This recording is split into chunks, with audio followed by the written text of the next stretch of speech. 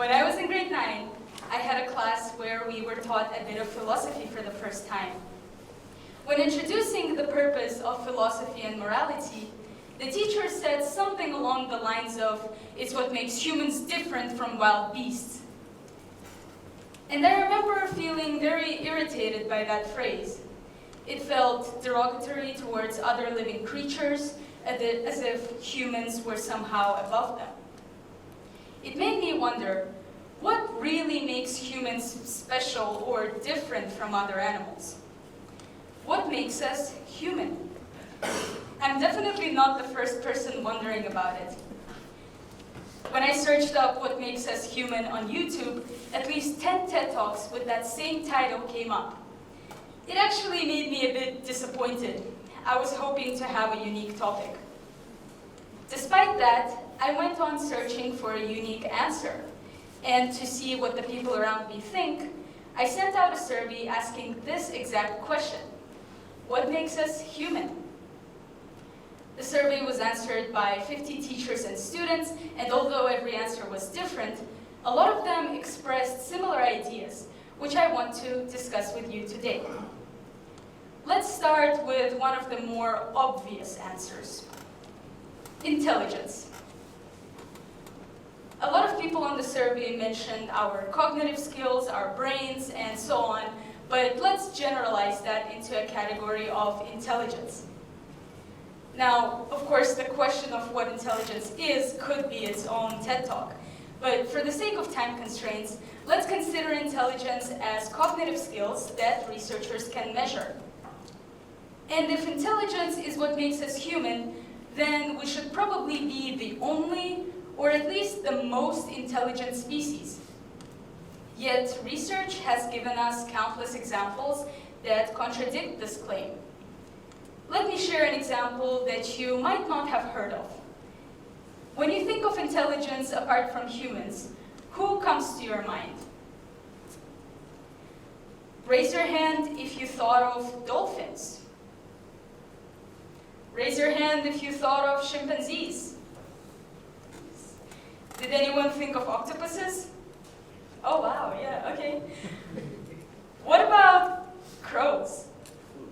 Well, oh wow, okay, we have a really intelligent audience here today. Well, the rest of you might be surprised to learn that crows are capable of using tools, solving puzzles, and recognizing faces, human faces.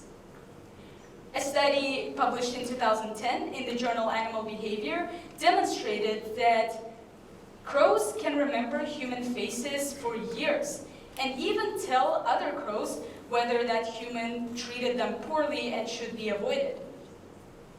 Facial recognition is a complex cognitive skill. And now, a question for my fellow intelligent humans. How many of you can remember a crow's face? You could argue that memory and facial recognition are not the most important cognitive abilities, and that would be a valid argument. But until we define precisely what we mean by intelligence, or what the most important cognitive skill is, we can't really compare or decide that humans are the most intelligent. Modern AI is much better at chess and IQ tests than humans, yet I haven't seen anybody say that AI is human yet. So, if it's not intelligence, what makes us human? A lot of the survey responders suggested that it's consciousness or self-awareness. And it's not just the people on the survey. I've heard my friends, family, and teachers say things implying that only humans are conscious. And I found it outrageous. Because if you don't learn anything else from this talk, I want you to remember this. In 2012, the Cambridge Declaration on Consciousness crystallized a scientific consensus that humans are not the only conscious beings. In it, scientists agreed that non-human animals, including all mammals and birds, octopuses, and many other creatures, possess neurological substrates complex enough to have conscious experiences. And when it comes to self-awareness, primates, pigeons, snakes, and even ants can recognize themselves in a mirror, which we use as a test for self-awareness.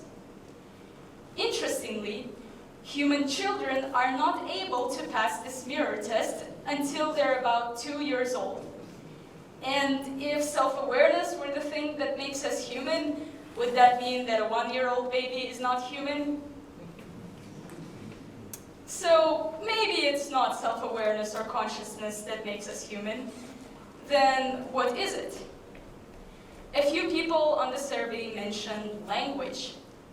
And that could be a great answer until you consider other human species. And if you didn't know, there were in fact quite a few other species in the genus Homo. The ones in the picture are not even all of them, like Homo erectus, Homo heidelbergensis, Homo neanderthalensis, and so on. Homo sapiens are believed to have appeared around 200,000 years ago and are the only human species surviving to this day. Yet we probably weren't the first or the only ones to have language. Researchers from the Max Planck Institute for Psycholinguistics argue that modern language and speech can be traced back to our last common ancestor that we shared with the Neanderthals 500,000 years ago. And other researchers estimate an even earlier date for the appearance of language, saying that it was used by Homo erectus 1.6 million years ago. So maybe it's not intelligence, consciousness, or language that makes Homo sapiens Homo sapiens. Then could it be compassion, empathy, and morality? Says the species who are responsible for slavery, 2 world wars, the Holocaust, nuclear bombs, and more and more and more.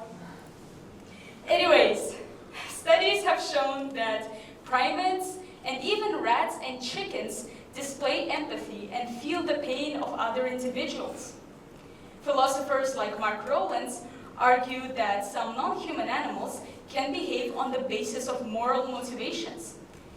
And studies have found that pigeons, rats, and several primate species display altruistic tendencies, meaning they have a sense of fairness and are willing to help others even when they are at a loss. Now, we've looked at several features that potentially make us human, but it seems that none of them are really unique to humans. And as I was reading the other answers on the survey, things like love, feelings, memories, and making mistakes were named as things that make us human. And I had a huge pleasure reading all of those answers, and a lot of them were very insightful. But most of the time, I just kept thinking to myself, yeah, sure, but other animals have that too. And that's when I realized that my real question wasn't really what makes us human. It was, what makes humans unique? What makes us special? Why do we consider ourselves to be above other species? So let's give it one last try. A feature that is exclusive to humans.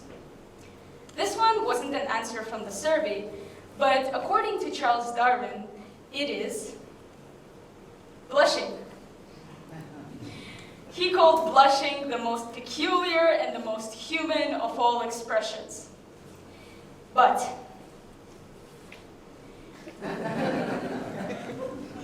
okay, Baldwacari monkeys don't actually blush. The red face is just their default state. But when I searched up whether humans are the only species that blush, it turned out that hens seem to blush when scared or excited.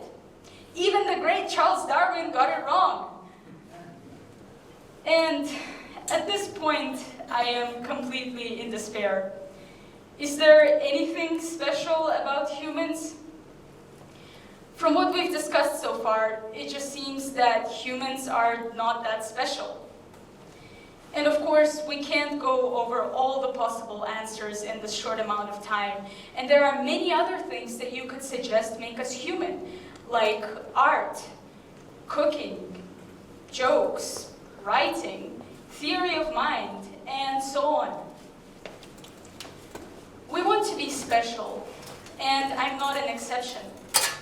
That's why I was initially upset that so many TED speakers have discussed what makes us human before me. Yet, despite all of this, I think we're much more similar to other species than we're different. There's a reason we share 90% of our DNA with rats. Think about it for a moment. Humans are not the only ones who think. We are not the only ones who feel and love.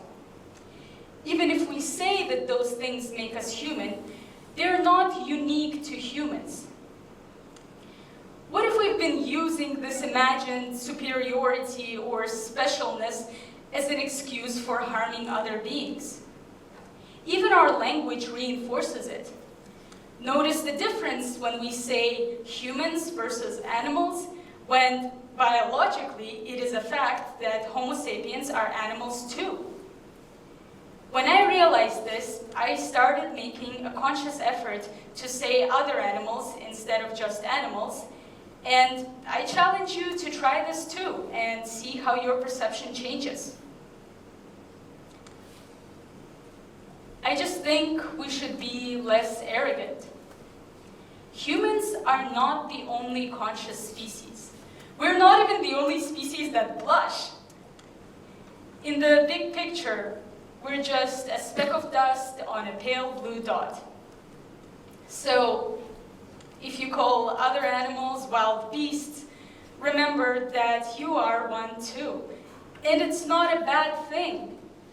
We just need to deflate our egos. Thank you.